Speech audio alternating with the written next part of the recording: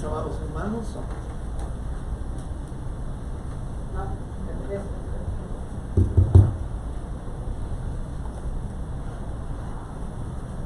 Buenos días, hermanos. Continuando con nuestro estudio por el libro de Hebreos, nos encontramos en el capítulo 12, comenzando en el verso 14. Seguid la paz con todos y la santidad, sin la cual nadie verá al Señor. Mirad bien, no sea que alguno deje de alcanzar la gracia de Dios, que brotando alguna raíz de amargura os estorbe, y por ella muchos sean contaminados. No sea que haya algún fornicario o profano como Esaú, que por una sola comida vendió su primogenitura. Porque ya sabéis que aún después, deseando heredar la bendición, fue desechado, y no hubo oportunidad para el arrepentimiento, aunque la procuró con lágrimas. Porque no os habéis acercado al monte que se podía palpar y que ardía en fuego, a la oscuridad, a las tinieblas y a la tempestad, al sonido de la trompeta, a la voz que hablaba, la cual los que la oyeron rogaron que no se les hablase más, porque no podían soportar lo que se ordenaba. Si aún una bestia tocare el monte, será apedrada o pasada con dardo. Y tan terrible era lo que se veía que Moisés dijo: estoy espantado y temblando. Sino que os habéis acercado al monte de Sión, a la ciudad del Dios vivo, Jerusalén la celestial, a la compañía de muchos millares de ángeles, a la congregación de los primogénitos que están inscritos en los cielos, a Dios el juez de todos, a los espíritus de los justos hechos perfectos, a Jesús el mediador del nuevo pacto, a la sangre rociada que habla mejor que la de Abel. Mirad que no desechéis al que habla, porque si no escaparon aquellos que desecharon al que los amonestaba en la tierra, mucho menos nosotros, si desecharemos al que nos amonesta desde el cielo, los cielos, la voz del cual conmovió entonces la tierra, pero ahora ha prometido diciendo: aún una vez, y conmoveré no solamente la tierra, sino también el cielo. Y esta frase, aún una vez, indica la remunición de las cosas movibles como cosas hechas, para que queden las inconmovibles. Así que, recibiendo nosotros un reino inconmovible, tengamos gratitud y mediante ella sirvamos a Dios agradeciéndole con temor y reverencia, porque nuestro Dios es fuego consumidor. Amén. Amén. Gracias, hermano. Oremos, hermano. Padre, gracias te damos por la bendición de estar aquí reunidos hoy, y gracias te damos por este fin de semana en el cual estamos celebrando la independencia y la libertad que nosotros disfrutamos en este país. Ayúdanos a aprovecharla y defenderla también, Señor.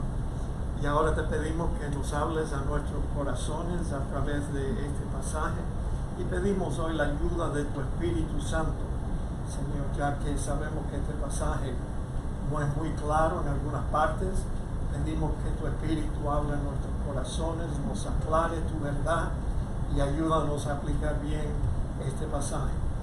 Te lo pedimos en el nombre de Cristo Jesús. Amén. Amén. Tomen asiento, amados hermanos. De nuevo nos encontramos ante otro pasaje difícil de la epístola a los Hebreos. Este sí que es difícil. El estudio de esta epístola no es para los cobardes o para los cristianos flojos. Te digo, Y la razón por la dificultad en interpretar este pasaje son básicamente dos. La primera es que varían las interpretaciones entre los mejores comentaristas. Y en segundo lugar, el autor no nos dice cuál era el problema que él estaba enfocando. Eso es lo que hace la interpretación del pasaje leído difícil de interpretar. Ahora, yo vivo convencido de que el apóstol Pablo no fue el autor de esta epístola, y nosotros creemos así debido a las varias diferencias notables en el estilo literario de Pablo y la de este autor. Pablo era más fácil de entender, te digo la verdad, y la razón es que él te decía primero cuál era el problema en la iglesia que él estaba tratando, y después nos daba las instrucciones de cómo resolver esos problemas. Por ejemplo, ¿se acuerda que Pablo escribió una vez: yo he sido informado que hay divisiones entre vosotros? Y en parte lo creo, etcétera, etcétera, etcétera. Entonces ya tú sabes, al leer eso, tú sabes que lo que sigue, el apóstol Pablo estaba dando cómo solucionar ese problema.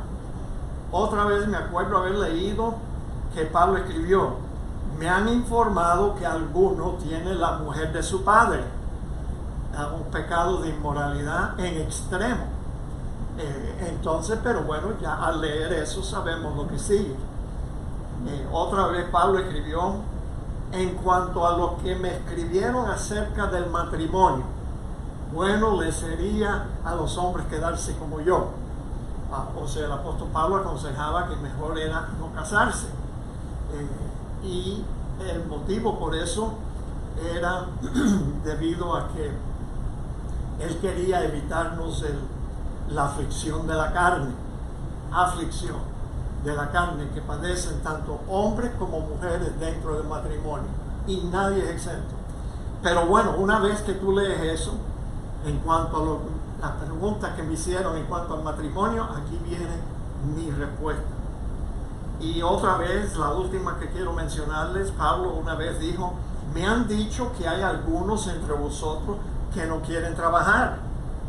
Y bueno, ya uno tiene ese retrato claro en la mente, y Pablo lo solucionó bien fácil, bien facilito. Él dijo: bueno, el que no quiera trabajar, que no coma, ponte aparte. Bien sencillito, él solucionó esos problemas. Pero el autor de Hebreos se parece al rey Nabucodonosor. ¿Se acuerdan de él?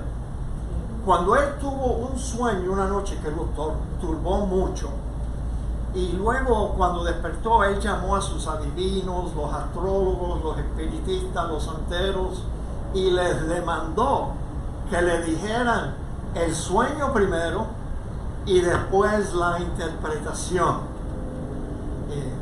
Yo creo que el problema de Nabucodonosor es que, como nos pasa a todos nosotros, se le había olvidado el sueño que él había tenido. ¿A usted no le pasa eso? Una noche usted está soñando un sueño, y bueno, puede ser un sueño bueno, un sueño malo, pero de pronto usted despierta y enseguida se le olvida el sueño que usted estaba teniendo. Bueno, así le pasó al rey Nabucodonosor. Y así también es el autor de Hebreos. No te dice cuál era el problema que él estaba tratando de corregir. Entonces nosotros lo que tenemos que hacer en este pasaje es analizar bien la solución que él da para tratar de averiguar por qué él dijo lo que él dijo. Ahora, lo que sí sabemos y podemos estar seguros es que este pasaje está muy relacionado con el anterior que estudiamos la semana pasada. El autor la semana pasada, bueno, la antepasada, estaba enseñando acerca de la disciplina del Señor. Ahora, el propósito nuestro en esta mañana es de motivarlos a ustedes a analizar este pasaje un poco más a fondo. Más estudio, tú sabes, necesitamos propio para nosotros llegar nuestra propia conclusión. Si usted no está de acuerdo con el trato que nosotros le vamos a dar a este pasaje, esperamos que esto solo lo motive a usted a indagar más y buscar más para llegar a comprenderlo mejor. En lo que a nosotros se refiere, este es otro pasaje que está en mi lista de pasajes que un día, bien pronto, un día yo me voy a acercar al autor de la epístola a los hebreos y le voy a preguntar, chico, ¿qué rayos tú estabas diciendo en el capítulo 12? ¿Qué fue lo que tú quisiste decir? Ahora, hay dos expresiones en este párrafo que requieren un cuidado muy especial en su interpretación y en la aplicación también. Y la primera expresión tiene que ver con la santidad. Fíjate, por lo cual levantar las manos caídas, las rodillas paralizadas. Esto lo dijo después del trato que él le dio a la disciplina del Señor. Entonces, y hacer sendas derechas para vuestros pies, para que lo cojo no se salga del camino, sino que sea sanado. Y luego dijo, seguid la paz con todos y la santidad, sin la cual nadie verá al Señor. ¿Sabe qué, mis amados? El estudio de la Biblia se puede comparar a un juego de béisbol. Un juego de béisbol. Cuando el jugador le da un batazo a la pelota y él empieza a correr sobre las bases, él tiene que pisar cada una de las bases, porque si no, he's going to be out. Y así también debemos hacer nosotros cuando comenzamos a estudiar la Biblia. Mientras corremos a través de las páginas de las Escrituras, tenemos que tener cuidado de pararnos sobre las bases de nuestra doctrina cristiana. Si no nos paramos sobre esas bases, también nosotros vamos a estar out en un error de interpretación que no hubiéramos cometido si estuviéramos pisando las bases doctrinales de nuestra fe. Las bases doctrinales que aprendimos, dicho sea de paso, de Cristo y de los apóstoles. Un creyente que no tiene un entendimiento bíblico de la salvación pudiera cometer el error de interpretar este versículo como si dijera que la santidad es el esfuerzo o es la obra del creyente para ir al cielo y para poder ver a Dios. Pero wait a minute, nosotros sabemos que la Biblia enseña que la salvación es por gracia y no es por obras, no es por ningún esfuerzo humano. Y esa es una de las bases principales de nuestra fe. La base de nuestra doctrina sobre la salvación nos dice que el pecador es justificado por Dios por medio de la fe y no por obras. También nosotros sabemos que la santificación es más una obra de Dios que de nosotros. ¿Oyeron eso? La santificación del creyente es más una obra de Dios que de nosotros. Ahora fíjense, Dios llama a todo cristiano que ha nacido de nuevo, Dios lo llama un santo. Pero ¿cómo es posible?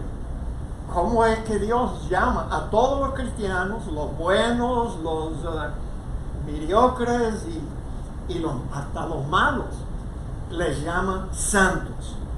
O sea, ya somos santos por haber muerto juntamente con Cristo y por haber nacido de nuevo. De modo que el creyente procura la santidad, no para ser salvo, mis amados hermanos, sino porque ya es salvo. Mi pastor a veces daba algunas expresiones que ayudaban, tú sabes, a aclarar profundas verdades de la Biblia en una forma sencilla. Y yo todavía me acuerdo, porque eran expresiones que una vez que tú lo oías una vez, ya se te quedaban. Y no las olvidé nunca. Mi pastor siempre decía que ya somos totalmente santos en nuestro espíritu. O sea, en la parte más profunda de nuestro ser ya somos santos. Y ahora estamos siendo santificados progresivamente en nuestras almas. O sea, ya somos santos. Ahora, o sea, mi pastor decía que nuestras almas tienen que alcanzar lo que ya es una realidad en nuestro espíritu. Porque Dios nos salva de adentro para afuera. Y ya somos salvos en nuestro espíritu. El alma, ¿qué es lo que hay en el alma? El alma solamente tiene tres partes. Tiene la mente, los pensamientos del creyente, tiene las emociones del creyente, que es lo último que cambia. Y el alma tiene, ahí es el lugar donde nosotros tomamos decisiones. La fuerza de voluntad está en nuestra alma. Entonces, ya somos salvos en el Espíritu, ya somos santos en el Espíritu. Y ahora, en nuestra vida diaria, nosotros tenemos que exteriorizar lo que ya es una realidad hecha por Dios en nuestro espíritu. Pero sin lugar a dudas, nuestra esperanza de ir al cielo y nuestra esperanza de un día poder ver a Dios cara a cara no está determinada por nuestros esfuerzos en tratar de procurar santidad. Así que no podemos interpretar este pasaje de esa forma. Ahora, si nos paramos sobre la base de nuestra fe, que dice, yo he sido salvo por la gracia de Dios y no por ninguna obra que yo haga, por ningún esfuerzo que yo hice antes de ser salvo o después de ser salvo. Nosotros somos salvos enteramente por la gracia de Dios. La salvación es una obra de Dios y no de nosotros. ¿Creen ustedes eso?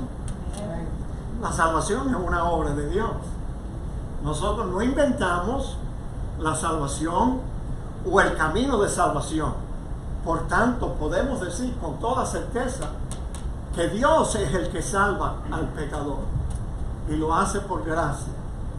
Ahora, yo procuro la santidad no para tener la esperanza de ver a Dios, sino porque esa es la característica de los que han sido salvos y van a ver a Dios cara a cara. Ahora, nosotros sabemos también, yo he sido elegido. Dicho sea de paso, este pastor no inventó ninguna de estas palabras aquí. Se encuentra, ¿tú sabes dónde? En la Biblia se encuentra, que nos dice que yo fui elegido. ¿Cuándo? Antes de la fundación del mundo, antes de yo nacer. Ya Dios nos había elegido para la salvación, luego nos predestinó. Esta palabra va junto con esta, porque Dios es así. Él sabe cómo hacer las cosas y las hace bien. Dios supo que para que su elección llegara a su culminación en nuestra salvación, Él tuvo que predestinarnos para que fuéramos salvos. También yo he sido llamado por Dios con un llamado eficaz. Es un llamado que quizás tú y yo resistimos por muchos años, pero llegó el momento en que Dios agarró nuestra atención y nos llamó con un llamamiento santo. Nos llamó con un llamamiento. ¿Tú sabes lo que no podemos hacer con ese llamamiento? Llega el momento en que no le podemos decir ya no más a Dios. No le podemos decir, no me molestes. Ya, yo te busco cuando yo quiera. No. El llamamiento santo nos lleva a ese encuentro con Dios. También fuimos regenerados, hechos de nuevo. Fuimos también justificados, declarados justos. Y también, escuche bien, también fuimos santificados. En un instante, fuimos también, la Biblia dice que fuimos aceptados en el amado. Fuimos adoptados como hijos suyos. Y también ya, no en el futuro, sino ya somos glorificados. O sea, se dan cuenta, lo que Dios empezó, Él lo va a terminar. Yo creo que Pablo fue el que lo dijo. Estando persuadido de esto, que el que comenzó en vosotros la buena obra, la terminará o la continuará hasta el día de Jesucristo. Así que la salvación es una obra de Dios. Oye, párense sobre esas bases doctrinales y entonces la Biblia se nos va a abrir. Y entonces vamos a poder comprender pasajes tan difíciles como el que tenemos por delante. Entendiendo primero esto y parándonos firmemente sobre esta base de nuestra fe, ahora podemos interpretar lo que el autor estaba diciendo cuando dijo que en base a nuestra experiencia con la disciplina del Señor debemos hacer esto. Fíjate, sobre la base, y dicho sea de paso, todos nosotros hemos experimentado la disciplina del Señor. Todos, digan amén. Sí, porque Él disciplina a todos los que Él recibe por hijos. Entonces, sobre esa base, levantar las manos caídas, las rodillas paralizadas, hacer sendas derechas para vuestros pies, para que lo cojo no se salga del camino, sino que sea sanado. Seguid la paz con todo y la santidad, sin la cual nadie verá al Señor. Dios está formando a Cristo en nosotros, para que el mundo que no le conoce lo pueda ver en nosotros los cristianos. Cuando un creyente o un grupo de creyentes procuran andar en paz con todos y en santidad, la gente que no conoce al Señor lo va a ver fácilmente en nosotros. Por otro lado, cuando un creyente o un grupo de creyentes tienen pleitos, conflictos, contiendas, cuando no hay un mismo sentir, no hay un acuerdo, cuando no hay armonía, ni respeto, ni paz, ni un acuerdo, cuando no somos flexibles, sino intransigentes, rígidos, mal llevados, soberbios, la gente no va a poder ver a Cristo en nosotros. Y tristemente, eso es lo que pasa, yo creo, en todas las iglesias. Yo nunca he estado en una iglesia donde los cristianos no estén fallando en alguna de las cosas antes mencionadas. ¿Quieres tener paz? No busques lo tuyo propio. Cede tu posición. Busca un acuerdo pronto con tu adversario. Y sería mejor sufrir el agravio y no hacer un alboroto. ¿Quieres andar en santidad? Entiende lo que Dios ha logrado hacer en ti por la cruz de Cristo. La cruz de Cristo, yo digo. Y enfatizo que es la cruz de Cristo. Yo no dije con la sangre de Cristo. No. La sangre de Cristo fue el sacrificio que nos redimió. Pero la cruz de Cristo es lo que Dios utilizó para cambiar nuestra vida. Bien. Eso lo dijo Pablo en Romanos capítulo 6. No entendemos todavía. Pablo dijo, ¿o no sabéis que todos nosotros que estamos en Cristo hemos sido crucificados juntamente con Él? En la cruz de Cristo fuimos crucificados. El viejo hombre allí murió, fue muerto. Y Dios resucitó dentro de nosotros una nueva persona que puede obedecer a Dios, puede andar en santidad, que puede vivir una vida agradable a Dios. Ahora, cualquier otra santidad, y yo creo que esto es algo que tenemos que comprender, cualquier otra santidad que tú o yo procuramos tener, aparte de lo que Dios ha hecho en nosotros con la cruz de Cristo, es solo un producto carnal de tu propia justicia y no la de Dios. Did you get it? Cualquier otra santidad que tú y yo tratamos de manifestar, aparte de lo que Dios ha hecho en nosotros, es solo un producto carnal de tu propia justicia y no la de Dios. ¿Cómo camina una persona así cuando viene a la iglesia? Have you seen any?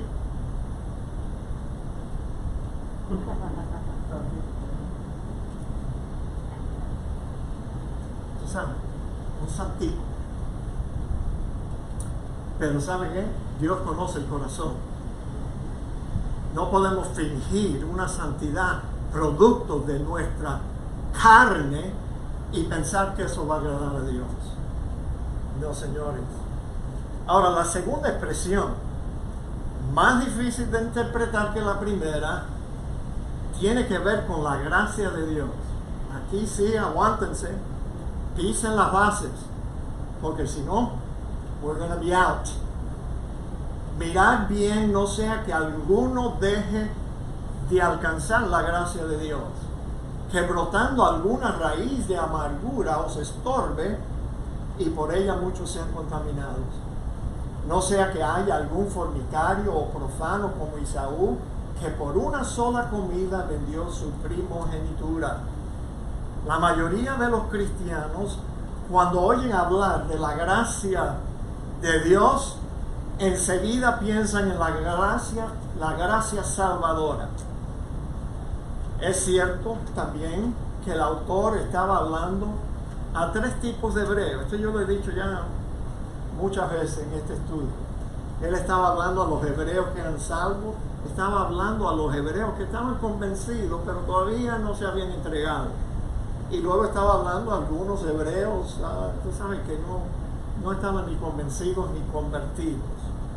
Y entendiendo esto fácilmente, un estudiante de la Biblia pudiera interpretar que el autor aquí estaba pensando en aquellos hebreos que no habían alcanzado la gracia salvadora de Dios para ser salvos. Pero cuando nos paramos sobre nuestras bases doctrinales acerca de la gracia salvadora de Dios, no nos sentimos cómodos con esa interpretación. Hay un himno en el Himnario Bautista que a mí me gusta mucho, yo sé que ustedes lo cantan también y nos gusta a todos los cristianos. El himno es Alcancé salvación. Oh yeah, a mí me encantaba ese himno, ya no tanto, tú sabes, y la razón es que ese himno, aunque tiene una melodía muy linda, el problema con ese himno es que es teológicamente incorrecto. No tiene nada de doctrina sana. Yo alcancé salvación.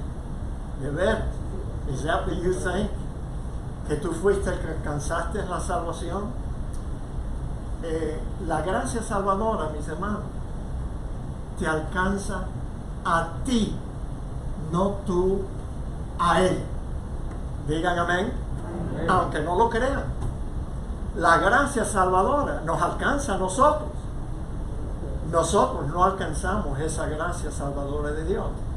Simplemente, yo no sé qué idea ustedes tienen de Dios, pero déjame decir, cuando Dios quiere mostrar su misericordia sobre un pecador, su gracia salvadora lo va a alcanzar. Amén. Y nadie se le escapa. Nadie. ¿Acaso? Ojalá que no hayan creyentes en esta iglesia que piensan que ellos tienen que ayudar a Dios para que Dios los salve a ellos. Hermano, ojalá ese no sea tu concepto de Dios. Porque si fuera, entonces Dios es un Dios impotente. Él quiere salvar pero no sabe cómo hacerlo o no puede, a menos que tú le ayudes. Y hay muchos cristianos que piensan así. No, tú tienes que hacer tu parte. Es una proposición de 50% y tú haces tu 50% y entonces Dios te salva. Caballero, ¿cómo vamos a pensar así? Ahora, otra cosa, consideren esto. El autor añade que aquellos que no alcanzaron la gracia de Dios terminan amargados. Fíjate, es la amargura el resultado de no alcanzar la gracia salvadora de Dios. No peca. Cuando un incrédulo rechaza el evangelio, él no se queda amargado. Caramba, yo quería ser salvo, pero no pude. No pude alcanzar la gracia de Dios porque me la puso tan alta que yo no la pude alcanzar. La amargura no es el producto de no alcanzar la gracia salvadora de Dios. Ahora les voy a dar una definición que un día yo copié de un diccionario. Yo creo que fue el diccionario de la Real Academia Española, pero se me olvidó anotar de qué diccionario yo agarré esta definición, que dice así: la amargura es producto del maltrato real o imaginario. Esta injusticia real o imaginaria que nos han hecho invade la mente de tal modo que el hombre interior se siente marchito y desolado. Se vuelve uno tan sensible a lo ocurrido que la más pequeña referencia o memoria de ello instintivamente inicia un inmediato recuento mental de todo el episodio. Esa no es la respuesta de una persona que trató de alcanzar la gracia de Dios y no pudo. No, mis amados hermanos, por favor. Entonces no podemos interpretar ese pasaje como si el autor estuviera hablando de la gracia salvadora de Dios. Ahora, ¿qué estaba diciendo el autor cuando él dice: mirad bien, no sea que alguno deje de alcanzar la gracia de Dios, que brotando alguna raíz de amargura os estorbe y por ella muchos sean contaminados? Bueno, sabe que quizás entenderíamos mejor lo que el autor está diciendo aquí si nosotros consideráramos que realmente existen tres tipos de gracia, o tres aspectos, tres elementos, porque la gracia es una sola, pero tres elementos de la gracia. Mira, primero tenemos la gracia común. El segundo, la gracia salvadora. Pero en tercer lugar tenemos la gracia oportuna. Vamos a examinar cada uno de ellos.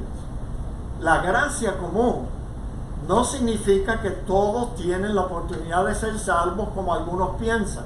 No significa eso. Gracia común es la bondad de Dios sobre todos. Tú y yo no tenemos que alcanzar o hacer nada para disfrutar de los beneficios de esta gracia común. No tenemos que hacer nada. Por ejemplo, miren, un ejemplo de gracia común. Aquí Mateo escribió, el Señor era el que estaba hablando. Pero yo os digo, amar a vuestros enemigos, bendecir a los que os maldicen, hacer bien a los que aborrecen y orar por los que os ultrajan y os persiguen, para que seáis hijos de vuestro Padre que está en los cielos. Escuchen bien ahora, gracia común, que hace salir el sol sobre malos y buenos y hace llover sobre justos e injustos. Dios no deja el sol caer sobre la casa de los creyentes para mantener a los inconversos en oscuridad perpetua. No, mis amados hermanos, eso es gracia común. Todos disfrutamos de esa gracia común. Ahora, ¿qué es la gracia salvadora? Esta es la gracia por medio de la cual somos salvos. Esta gracia es de Dios y no de nosotros. No. Nosotros no la producimos, no la alcanzamos. No, es de Dios. Por gracia sois salvos por medio de la fe. Y esto no es de vosotros, ni la fe ni la gracia, como tampoco la salvación es de nosotros, sino que es un don, un regalo de Dios. Y no es por obra, no es por obra para que nadie se gloríe. Ahora, aunque el pecador se apropia de esta gracia cuando cree en Cristo como Salvador, como Señor y Salvador, la base de nuestra fe nos dice que esta gracia nos alcanza a nosotros. Ya. Dios hace las cosas maravillosas, tú sabes. Él decidió que Él iba a llevar a cabo su elección y predestinación a través de la aceptación del creyente. ¿Qué te parece? A través de la aceptación. Pero tú sabes que si tú sigues estudiando la Biblia, te vas a dar cuenta que el deseo de aceptar la salvación tampoco era de nosotros. No. ¿Quién quiere ser salvo? Nadie. Yo quiero hacer lo que me da la gana. Yo quiero ser libre. Yo no quiero que nadie, ninguna religión me esté diciendo no puedes hacer esto, no puedes hacer lo otro. No.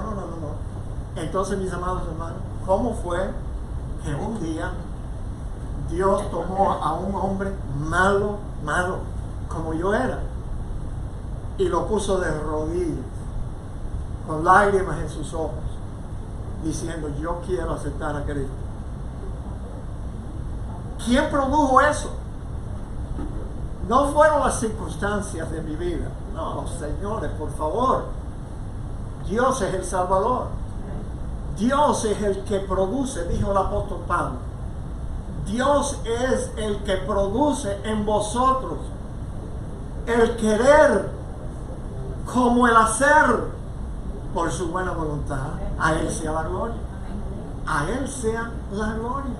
Mis amados hermanos, yo voy a decir algo, pero yo sé que yo a veces soy muy rudo, muy crudo, muy en la forma que yo me expreso.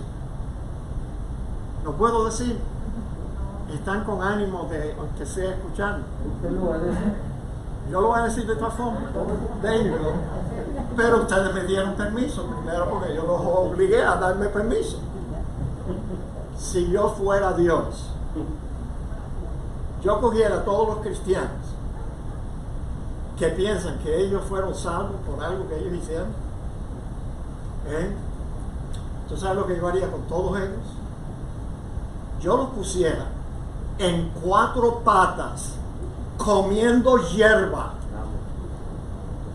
hasta el día que pudieran alzar sus ojos al cielo y decir, Dios mío, ahora comprendo que no fui yo, fuiste tú. Entonces los dejaría regresar a la humanidad. ¿No te alegras tú de que yo no soy Dios? Dígame. Ay, no, pastor es más severo que Dios. Sí, pero eso es lo que yo haría con personas que andan dándose una palmada en el pecho diciendo, yo acepté a Cristo, por eso yo voy a ir al cielo. Yo ejercí mi libre albedrío. Libre, tú no eras libre. Eras un esclavo del pecado y de la muerte. Así que, ¿cuándo fue que tú eras libre para tomar una decisión por Cristo? No, mis amados hermanos. No. Ahora fíjense, en este versículo, esto no es invento mío. No pueden decir, ese pastor trae unas doctrinas extrañas. Fíjate lo que dijo Pablo aquí. Pero Dios, que es rico en misericordia, por su gran amor con que nos amó, aún estando nosotros muertos en pecados, nos dio vida juntamente con Cristo. Pregunta, ¿ustedes han ido a un funeral alguna vez? Todos. Si no es un familiar nuestro, un familiar de otra persona que estimamos y vamos para condolecerles con ellos. ¿Alguna vez tú has visto un muerto hacer algo? Levantar la mano, caminar al frente, aceptar a Cristo después que está ahí en el féretro. ¿Puede un muerto hacer algo? No puede hacer nada. Y Pablo dice que esa fue nuestra condición cuando Dios decidió darnos vida. O sea, antes de ser salvo, Dios tuvo que despertarnos de la muerte, amados hermanos. Por eso Pablo concluye: por gracia sois salvos. Porque Dios nos dio vida cuando estábamos muertos. No después que aceptamos a Cristo, antes. Porque antes, cuando estábamos muertos, no podíamos sentir nada. No podíamos comprender nada de nuestra condición. Entonces Dios tuvo que despertarnos. Pues claro, Pablo tiene que concluir: por gracia soy salvo. Déjeme decirle algo, aguántese de la silla para que no se me vaya a desmayar o caerse de ella. No hay ninguna gracia en el libre albedrío. Nada. Ninguna.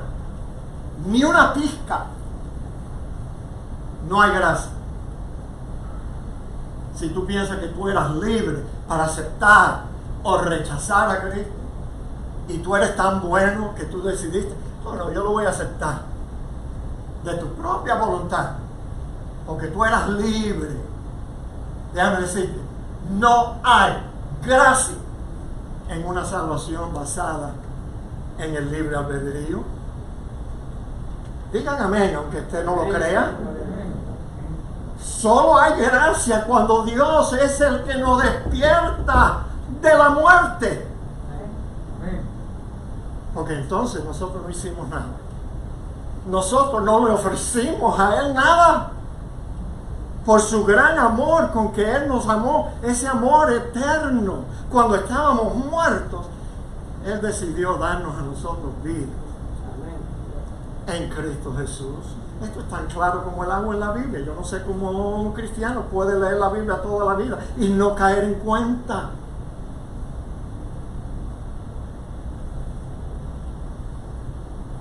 Las primeras dos elementos de la gracia, tú y yo no tenemos que hacer nada para alcanzarla, ¿verdad? La gracia común: hoy el sol va a caer sobre buenos y malos, sobre justos e injustos. Digan amén. La segunda gracia, la de la gracia salvadora, nosotros no hacemos nada para merecer esa gracia. Dios fue el que decidió derramar esa gracia sobre la vida tuya y la mía. Pero la tercera gracia, o el tercer elemento de la gracia, ese sí nosotros tenemos que alcanzar. Y me estoy refiriendo, igual que el autor, a la gracia oportuna.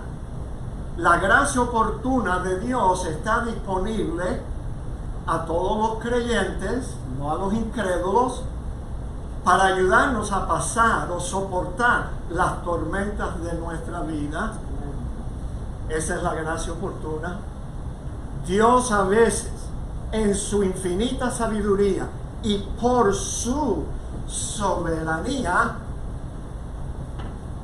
nos saca del problema, no nos saca del problema, o no nos quita su disciplina, pero siempre nos ofrece su gracia oportuna que nos ayuda a soportar cualquier cosa. Pero tú y yo la tenemos que buscar. La tenemos que buscar.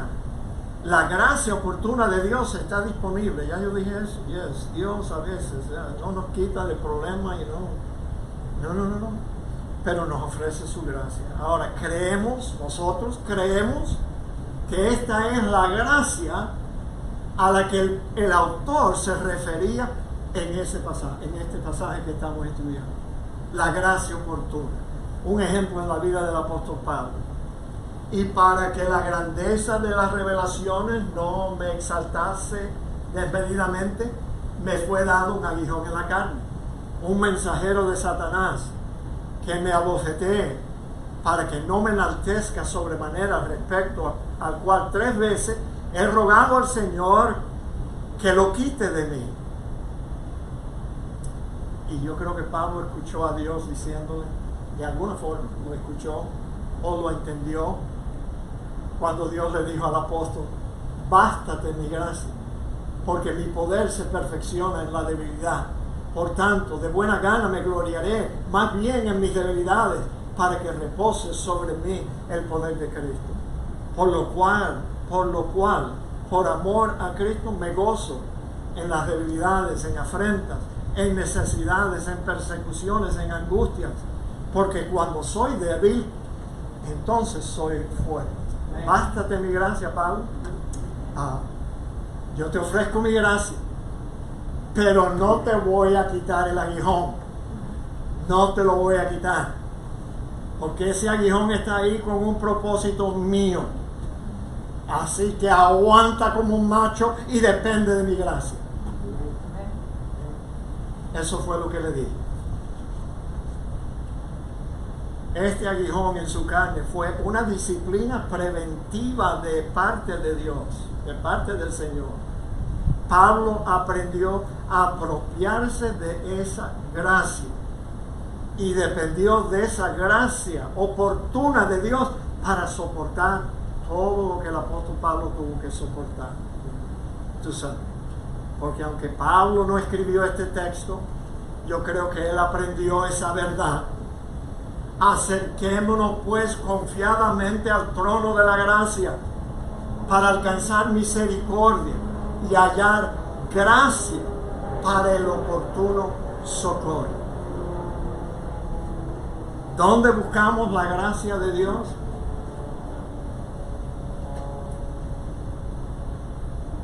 ¿Alguien?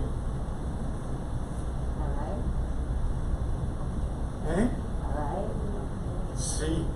Encontramos necesidades, angustias. Pero ¿dónde encontramos la gracia oportuna de Dios? En el mismo trono de Dios. Yo espero que ya tú hayas aprendido cómo llegar allí. Se llega allí con manos limpias, se llega con alabanza, se llega con un corazón contrito y humillado, se llega con gratitud para poder experimentar esa gracia oportuna que nos va a ayudar a soportar lo que sea. Pero ¿qué pasa cuando Dios no nos da lo que pedimos? ¿Qué pasa cuando Dios permite que cosas malas nos sucedan? ¿Qué pasa cuando aún estamos siendo azotados por su disciplina y no alcanzamos la gracia oportuna de Dios? ¿Qué pasa? Es que no la estamos buscando donde la debemos de buscar, mis amados hermanos. Ahora, hay muchos cristianos en el mundo actual que están amargados, simplemente porque ellos le pidieron a Dios que los sanara de algo, de un uñero que tenían en el dedo gordo del pie, y Dios no le quitó el uñero. entonces se amargan con Dios. Cristianos que constantemente están buscando milagros para todo lo que les agobia. No, busca tu milagro, dice la gente. Yo escuché a una señora esta semana, estaba en el banco, y alguien había puesto ahí, bueno, la única estación que yo creo que el radio ese del banco coge, estaba el radio, no el radio Oscuridad, era el radio de Daniel Camaño, ¿cómo se llama? Ya yo estoy peor que Joe Biden, se me olvidan las cosas. Alma Visión, es Alma Visión Radio. Y había una señora que yo quería ahorcarla, tú sabes. Si yo hubiera podido agarrarle el cuello de esa señora por el radio, yo lo hubiera ahorcado. Porque ella estaba ofreciendo esta mentira. Tú tienes que saber qué oración tú tienes que hacer para buscar que Dios te sane tu cuerpo. Tú tienes que saber cómo orar.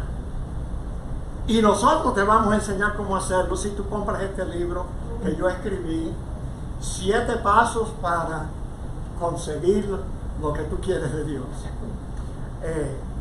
Tú sabes, mis amados hermanos, es algo que a mí me saca de quicio. Pero tú sabes, muchos cristianos que son enseñados así, pídeselo y lo vas a recibir. O decláralo y lo que tú declaras se va a convertir en realidad. Y luego no reciben lo que ellos querían, no reciben su milagro, no reciben tú sabes, lo que ellos estaban buscando de Dios. Tú sabes lo que le pasa a un cristiano así. Tarde o temprano, fácilmente, puede crearse en ese cristiano una raíz de amargura en contra de Dios. Sí, esa amargura nos puede llevar a retroceder a nuestra vida antigua. Porque el cristiano amargado dice, ¿qué vale ser cristiano? Si Dios nos va a tratar así, si Dios no nos va a escuchar, si no me va a dar lo que yo le pido, ¿qué vale ser cristiano? Entonces un cristiano amargado se desliza y regresa al mundo. Facilito, no todos, pero fácil, en ese estado de desánimo, de amargura contra Dios, porque tú no me respondes.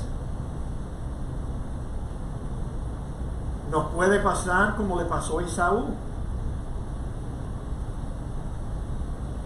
Cuando comenzamos a ser irreverentes y menospreciamos las muchas otras bendiciones que ya Dios nos ha dado. Y no solo esto, sino que su amargura con Dios puede contaminar a muchos otros. Oye, un cristiano amargado en una iglesia, tú no sabes que la amargura es más contagiosa que el coronavirus. Te digo, se riega peor que el flu. ¿Está usted amargado con Dios en esta mañana? Si lo estás, levanta tus manos caídas y tus rodillas paralizadas y alcanza, búscala, la gracia oportuna de Dios. Él enferma, la Biblia dice, pero sus manos curan. Él hiere, pero su gracia oportuna suaviza los golpes. Sí, mis amados. Ahora, el tiempo me traiciona y se me va el tiempo, entonces no podemos leer este pasaje. Anótelo, Hebreos 12, del 18 al 27. Aquí el autor, yo solo te voy a decir lo que él estaba diciendo ahí. El autor está comparando la experiencia de los hebreos ante el monte Sinaí, donde ellos recibieron las leyes. Oye, eso era una experiencia aterrorizante. Estar allí cerca de ese monte que el humo subía y la voz hacía que temblara la tierra. Hasta Moisés tuvo miedo. Y cuando los judíos escucharon decir que si una bestia se acercara al monte, debía de ser eliminada. Y entonces el autor dice,